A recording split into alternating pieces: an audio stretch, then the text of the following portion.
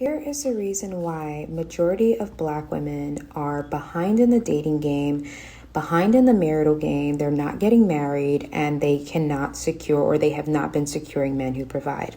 And the main reason why is honestly speaking, it's first societal programming, and second, the way that we raise our children, which is why I encourage every Black woman that's watching this video, even if you made mistakes and you already have children, be the person that breaks the pattern in the family, especially in regards to the selection of men. Let's be honest.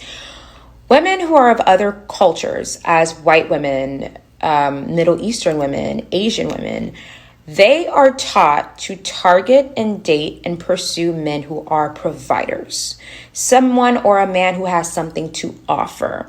Because in those cultures, when the father gives their daughter away to that man, they don't have the expectation in their mind that their daughter is going to have to struggle, work hard, work double shifts.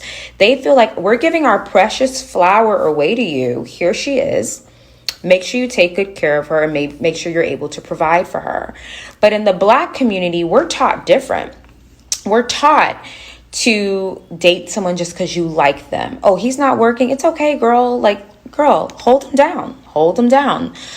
He doesn't have much going on. Hold him down. Just work it out. Stick it out. We're kind of taught that struggle narrative, of hard work and hard labor. And we're taught, but why would you be doing hard labor if you have a man present that you are in a relationship with? That's the difference. And there was a point in time I was working in a luxury firm. Luxury firm was predominantly a Caucasian luxury firm. And, we would have girl talk, like all the associates, like it was really chill vibes. We would all like sit down in the lunchroom and just talk about like girl stuff. Everyone's dating someone new, catching up. And I noticed that the Caucasian women in there and the Middle Eastern women in there and even the Latin women in there, their first question when anyone in our group was dating a man, their first question was, okay, what does he do for a living? That was always the first question. It wasn't, do you like him? Do you love him? Does he treat you nicely? No, that was never the first question. And as I grew up and I matured, it totally dawned on me. And I'm like, no wonder they are so far economically with marriages and with relationships, because the first thing that they look at is financial security. Black women, on the other hand, that is not the first thing that they look at unless they're from African cultures. African women are totally different when it comes to American women as far as how they date. That man has to be, if they're going to check bank statements before the marriage is even legalized, they're going to check bank statements. That's how it is in Africa. So props to African women. They have that on lock as far as Black women. But it dawned on me and I'm like, this is the problem. Like, this is it right here. Why are African American women not vetting men properly? Why aren't they choosing men who are educated? Why are they not looking for men who have something to offer? Why are they looking for men that they have to work with or slave with? Majority of the African American women that I know that are highly educated, hyper educated, they take care of their husbands. Their husbands are house husbands. And I've seen that trend. And when I was a kid, I knew it wasn't right. When I was younger, I knew it didn't make sense. But now that I'm older, I'm like, here. Shalom. Call Layla Yahweh. By Hashem Yahweh Shai. By Hashem Kakadash. All praises be to the Most High, Yahweh, in the name of His Son and our Lord and Savior, Yahweh Shai. Much respect and honor to the brothers that are doing the work in truth and sincerity, risking their lives and freedom to do so, pushing this gospel throughout the four corners of the earth. Salutations to the hopeful elect that are scattered abroad, and double honor and respect to the elders, to the apostles of Great Millstone. Coming back at you with another lesson, the Pookie and Ray Ray principle. So when we use the term Pookie and Ray Ray, we're talking about low-level, low-caliber, low-quality men that have a boy's mindset. They're not kingdom minded. They're not kingdom focused. They have a very minute span of perspective. They're only interested in opening up a small candy shop on the corner, if you will. So when you look at the mindset of a man of the Lord, he's thinking big. He's not thinking to be an employee, but he's thinking as a ruler over employers, a corporate mindset, a chief executive mindset, which is really bigger than that because it's looking at being a resource owner, a land owner, a gold and silver owner. So the true high value man is a man of the Lord, which spiritually is a part of the tabernacle of the men of the house of David. And many Israelites don't know our history, that our men were the kings over the nations under the house of David. So it's beyond their reality to be able to conceive something of such a great feat. They're only thinking on a low level. They don't believe that the Israelites ruled over the ancient world, followed by King Solomon and followed by the subsequent kings of Israel and Jerusalem and Judah. So I want to go here. So the woman was never made or created to have to look or be forced to look for husband-like qualities.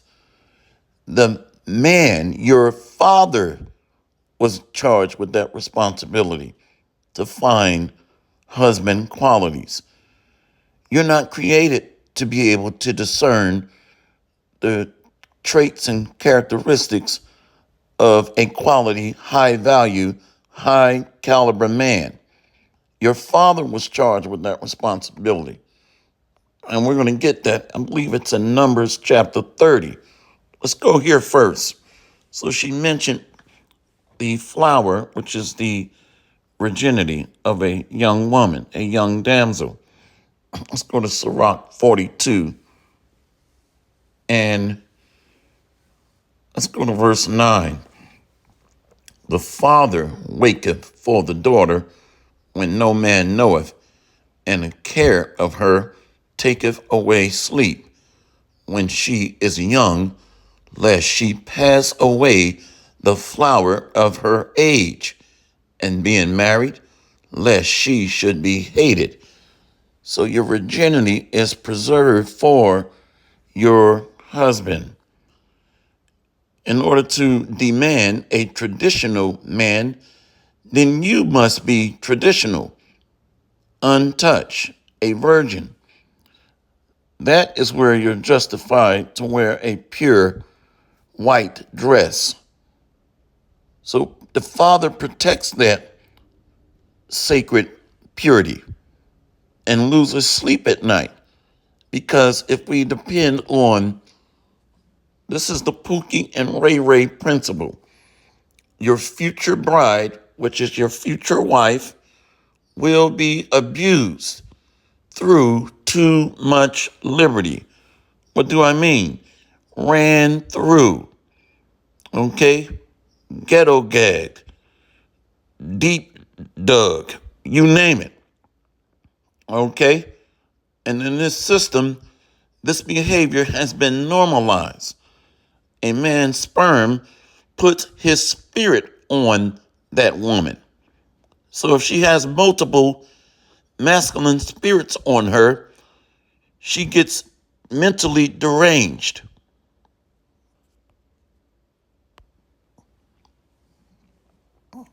Sirach 42 and 10. In her virginity, let's go back to 9. The father waketh for the daughter when no man knoweth, and the care for her taketh away sleep when she is young, lest she pass away the flower of her age, being married, lest she should be hated. So the father is protecting her virginity until she has sex. Marriage is sexual intercourse. To marry means to be joined unto or merge unto, to become one. So that man's sperm puts his spirit on that woman. So she takes on some of his characteristics and traits and some of his mindset. Verse 11, keep a sure watch over a shameless daughter, lest she make thee a laughing stock to thine enemies, and a byword in the city, and a reproach among the people, and make thee ashamed before the multitude. So she gets ran through. And then by the time you marry her, you're like, what the hell is this? It's a slop bucket. That's what it is, a slop bucket. But this type of debauchery, has been normalized here. And we're told to deal with it. It's okay. And pay top dollar for a 1967, what's that damn old car? What's that old car called? Basically, new prices for an old used up vessel is what I'm getting at. There's a vehicle, I think it's called a Punta, a Pinta, that's what it's called. Let me look it up. So we're being told to expect a new value or new glorious expectations on a used up vessel. Let's look up. This is where my mind is taking me right now. Pinto, that's what I'm talking about. The hell is this? So we're investing top dollar into a used up vessel, which it doesn't make sense to do this. This is ridiculous. Imagine me presenting this to you and say, "Hope, join unto this a 1967 Pinto, and I'm going to charge you $13 million. It does not make sense. So the Pookie and Ray Ray principle, when you look at these young men, they're tapping into the mindset of young girls just wanting to have fun. Girls just want to have fun. They even made a song on there. I think it was Cyndi Lauper. So you got 30% of young black men that are married, about 52% young so-called black men with no kids, so they're single, and about 18% of these young single men with no kids, the same women are being shared with these 18% Pookies and Ray Rays that are single. So these men are generally low-grade, low-caliber men looking to do just that, just have fun. So you wind up with a woman in her 30s or up, the 1967 Pinto metaphor, looking for a high-grade, high-quality man of the Lord with a king mentality. It doesn't add up. And her best years were given to, you got it, Pookies and Ray Rays. Let's go here to Sirach 26 and 10. So you gave your best years away to low-level men. And then you expect a king. At your lowest point, you expect the highest valued man of the land. So this daughter of Babylon American system constitutes failure, epic failure. Let's go to Sirach 26 and 8. A drunken woman and a gatter abroad causeth great anger, and she will not cover her shame, her own shame. So she also brings shame to the family name, which starts with the father, the head of the household, according to the Bible. A drunken woman and a gatter abroad causeth great anger, and she will not cover her own shame. The whoredom of a woman may be known in her haughty looks and eyelids. If thy daughter be shameless, keep her in straitly, lest she abuse herself through overmuch liberty. So these gangbangers, thugs, these career criminals, for lack of better words, take the best years of your future bride away. And now she's got all their spirits on them. Murderers, drug dealers, rapists, if you will. You see, the candy store owner mentality rather than a ruler mentality. Let's get one more. So the father was charged with the responsibility of choosing his daughter's future husband.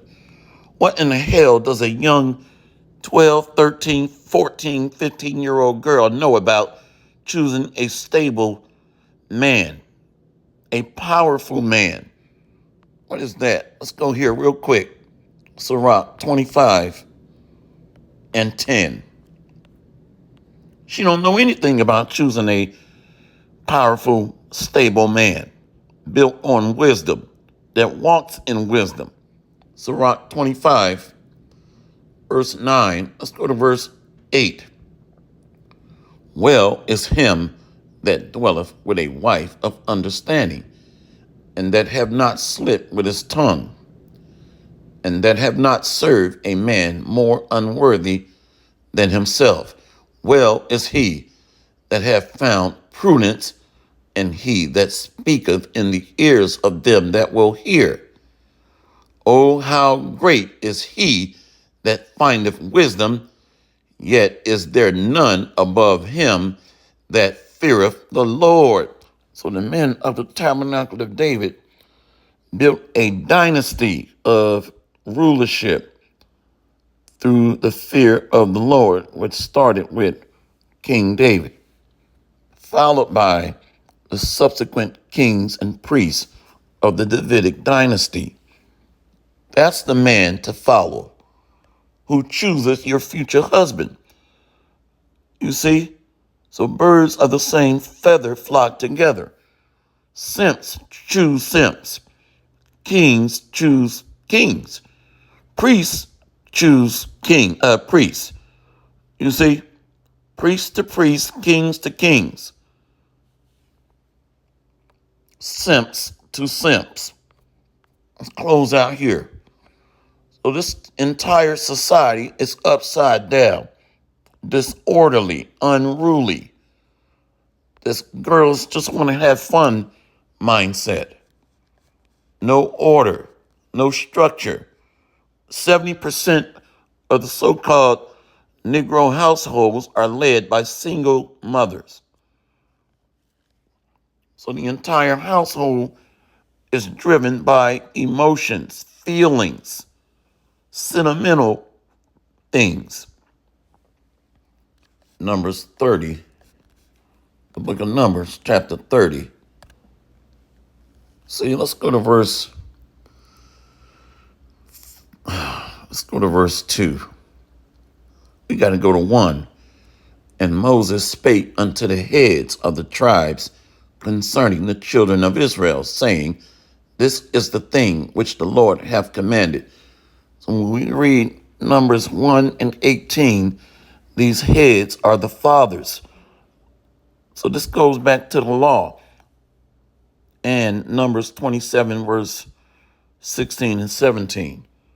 Let me see real quick. The head of the congregation.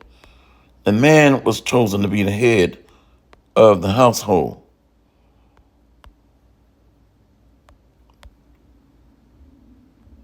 Nope, let's do this. I think it's Numbers 27. Yeah, it is. See, Numbers 27, verse 16.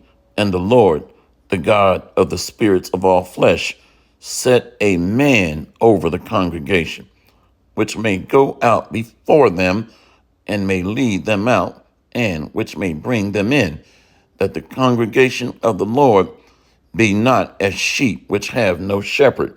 So over 70% of the so-called Negro family households are led by women. And many of our families are dysfunctional, unstable, no structure, no guidance, no direction, no stability. Let's go back to Numbers 30 and 1.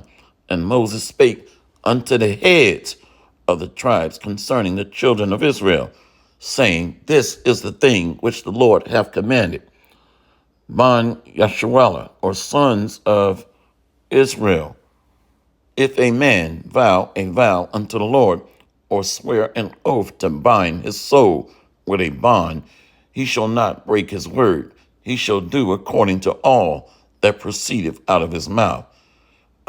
If a woman also vow a vow unto the Lord and bind herself by a bond, being in her father's house in her youth, so she falls under her father until she's married. And then the father gives her over when she says her wedding vows. The father must approve that transition. And her father hear her vow and her bond wherewith she had bound her soul, and her father shall hold his peace at her, then all her vows shall stand, and every bond wherewith she had bound her soul shall stand. But if her father disallow her in the day that he heareth not any of her vows or of her bonds wherewith she hath bound her soul shall stand, and the Lord shall forgive her, because her father disallowed her. And if she had at all a husband when she vowed or uttered out of her lips wherewith she bound her soul, and her husband heard it, and held his peace at her in the day that he heard it, then her vow shall stand, and her bonds wherewith she bound her soul shall stand. So the husband becomes her head once she's married or has sexual intercourse with a man. So in the Pookie, or under the Pookie and Ray Ray principle, our wives are defiled. Our bride is defiled, which defiles her mind. Her spirit is defiled or intermingled with spirits of other men through sex or their sperm. That's why when we read Jeremiah 3, it tells us that. Jeremiah 3, where we get the term Mother Earth, which represents the woman. Jeremiah 3 and 1, they say, if a man put away his wife, and she go from him and become another man's, shall he return again?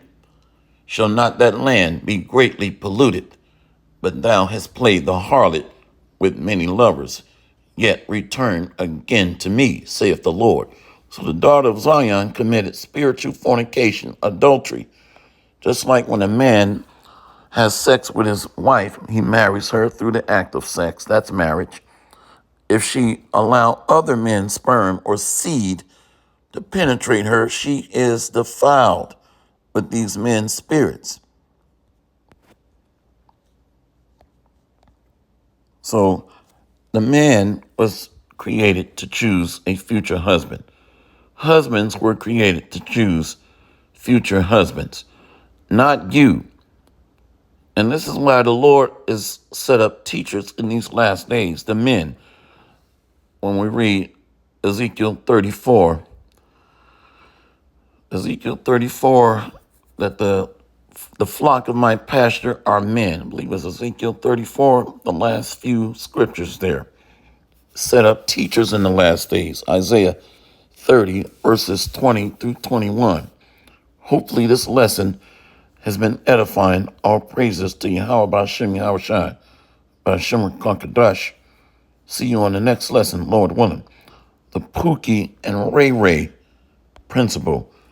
Your future wife will be abused through overmuch liberty, defiled, and then you're expected to go in with full value, full energy, top price, a high value man for a 1967 Pinto. See you on the next lesson, Lord willing. Shalom, Barakatham, Kwam Yasharala, and the Bad Babal. We got next, Lord willing. Shalom.